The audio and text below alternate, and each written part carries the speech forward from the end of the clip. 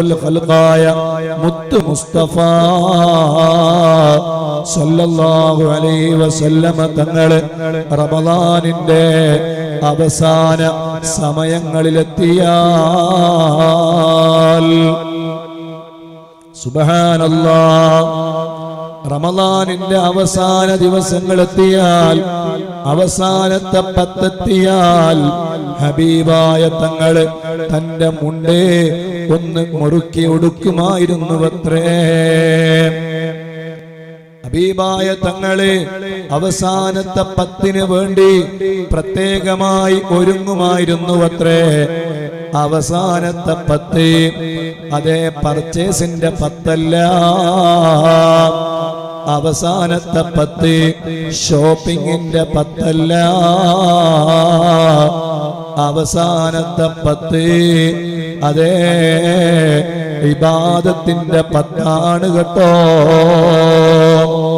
അല്ലാഹുവിലേക്ക് കൂടുതൽ അടുക്കേണ്ട പത്താണ്. അതേ അവസാനത്തെ പത്ത് ഇത്ഖും മിനന്നാർ, നരകമോചനം നൽകുന്ന പത്താണ്.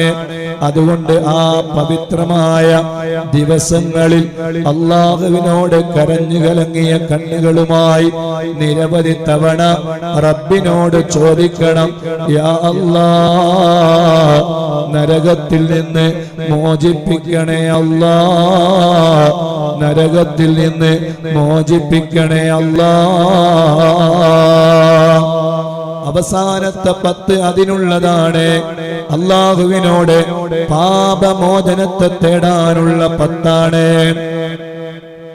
അല്ലാഹുവിനോട് അവസാനത്തെ പത്ത് നരകമോചനം തേടാനുള്ള പത്താണ്.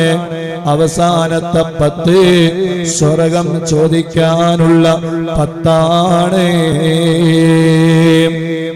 അതുകൊണ്ട് മുഅ്മിനീങ്ങളെ, ഇന്നത്തെ രാത്രിയിൽ ഇൻഷാ അല്ലാഹ് മദനിയത്തിന്റെ പവിത്രമായ 21-ാം രാവിനെ പ്രതീക്ഷിച്ചുകൊണ്ടുള്ള പരിപാടി 9:30 മണി മുതൽ 12:30 മണി വരെ നമ്മുടെ മദനിയത്തിൽ നടക്കുമ്പോ ഇൻഷാ അല്ലാഹ് നമുക്ക് തൗബ ചെയ്യാനുണ്ട്.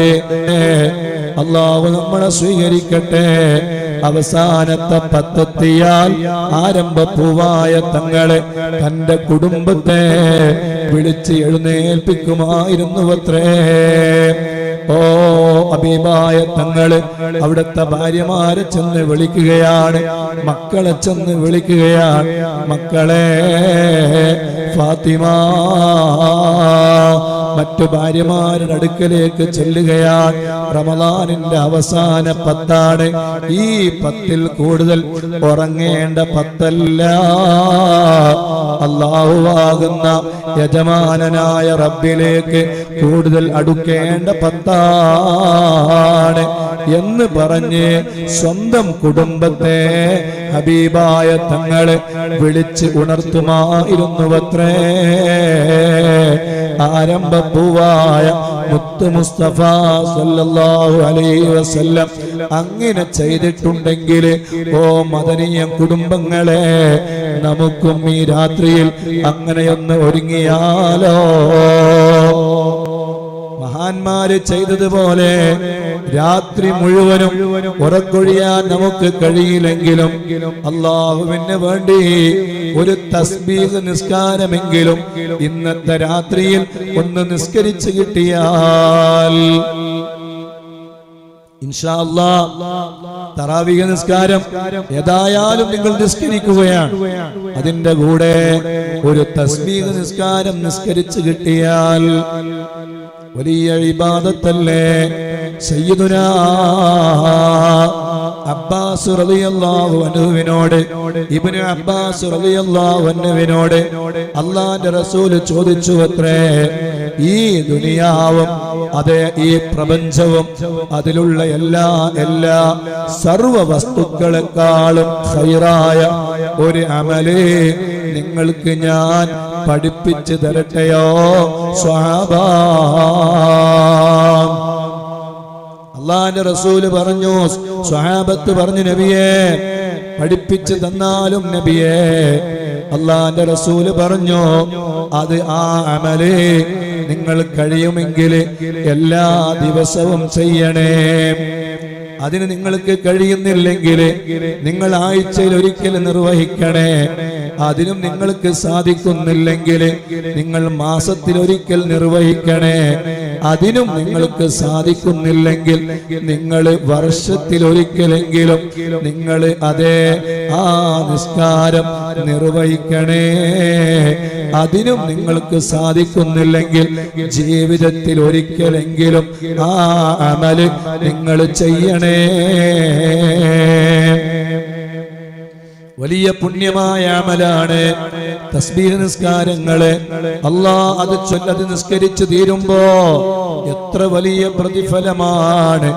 ഈ പ്രപഞ്ചവും അതിലുള്ള മുഴുവൻ വസ്തുക്കളോ, എന്താ പ്രപഞ്ചത്തിലുള്ളത്?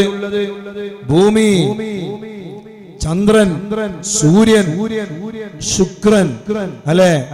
പിന്നെ ശനി, ഞായർ, തിങ്കൾ, ചൊവ്വ, ബുധൻ, വ്യാഴം, വെള്ളി, അങ്ങനെ കുറെ സാധനങ്ങളുണ്ട്, അല്ലേ? മൊത്തത്തിൽ ആഴ്ചന്റെ പേരങ്ങോട്ട് പറഞ്ഞാല് അങ്ങനെ ഒരുപാട് സാധനങ്ങളുണ്ട്. ശുക്രനും അതുപോലെ തന്നെ വ്യാഴവും പ്ലൂട്ടോയും അങ്ങനെ തുടങ്ങി പ്രപഞ്ചത്തിലെ ഒരുപാട് വലിയ അത്ഭുതങ്ങളുണ്ട്. ചൊവ്വയും അങ്ങനെ തുടങ്ങി പലതും. ആ പ്രപഞ്ചത്തിലുള്ള മുഴുവൻ വസ്തുക്കളും അതിനേക്കാളേറെ ഉത്തമമായത്. അപ്പൊ അതിന്റെ പ്രതിഫലങ്ങളെല്ലാം പാടെ ഒരു ഭാഗത്ത് വെച്ചിട്ട് ഈ തസ്ബീഹ് നിസ്കാരത്തിന്റെ പ്രതിഫലം മറ്റൊരു ഭാഗത്ത് വെച്ചാൽ ഏറ്റവും തിളങ്ങി നിൽക്കുക ഈ തസ്ബീഹ് നിസ്കാരത്തിന്റെ പ്രതിഫലമാണ്. അത് ഇന്നത്തെ 21-ാം രാവിൽ നമ്മൾ നിസ്കരിച്ചു. ഇന്നത്തെ രാവിലാണ് ഒരു പക്ഷേ ലൈലത്തുൽ ഖദർ എന്ന് കരുതുക. അല്ലാഹു അഅലം.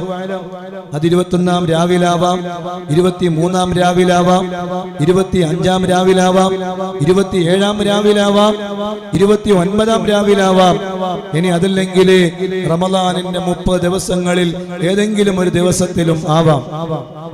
അത് അല്ലാഹു സുബ്ഹാനഹു വ തആല ഹബീബായ തങ്ങൾക്ക് അത് എന്നാണെന്ന് പറഞ്ഞു കൊടുത്തിരുന്നെങ്കിലും ഹബീബായ തങ്ങളിൽ നിന്ന് അല്ലാഹു അത് മറപ്പിച്ചു കളഞ്ഞു.